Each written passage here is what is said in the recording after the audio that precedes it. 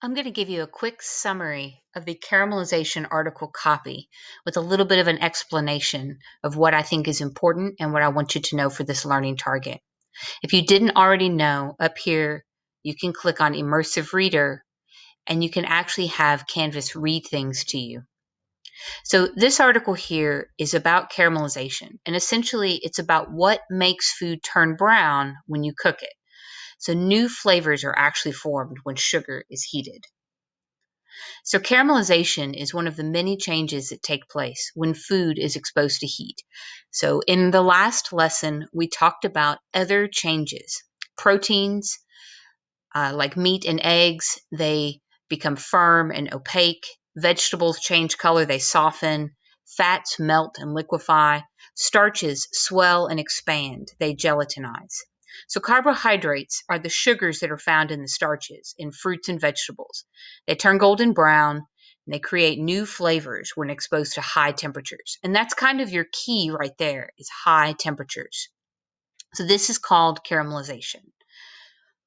Dry heat cooking methods, which we're going to get into and categorize in the next lesson, these are required for caramelization.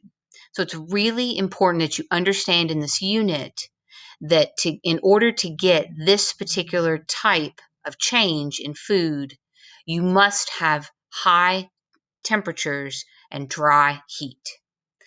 So when you start looking at the temperature ranges here, if you look down here, ordinary sugar caramelization begins around 320 degrees. Honey and some sugars can actually caramelize lower, around 230 degrees. But essentially what that means is water and a water-based liquid like tomato juice or chicken stock, they're not ever going to really get over 212 degrees. So they're not going to be high enough to create that change in those sugars. So when we talk about dry heat cooking, we will be talking about cooking methods that use air or that use oil. But one of the big essential differences between the moist and dry cooking is the temperatures. Dry heat gets really hot. Oil to deep fry, it gets really hot. Air to roast or bake, it gets really hot. Water, on the other hand, water just really isn't going to get that hot. So we're going to talk more about deep frying.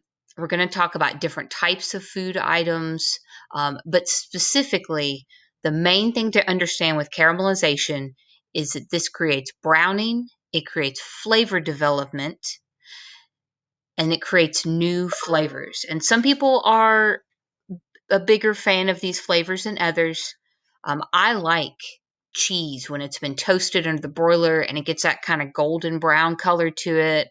I like sugar that's been kind of golden brown, like the top of creme brulee. And some people don't. My husband, he's not a fan.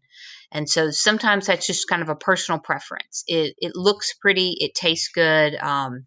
But like when you think about French fries are kind of a golden brown color. And that's essentially, caramelization.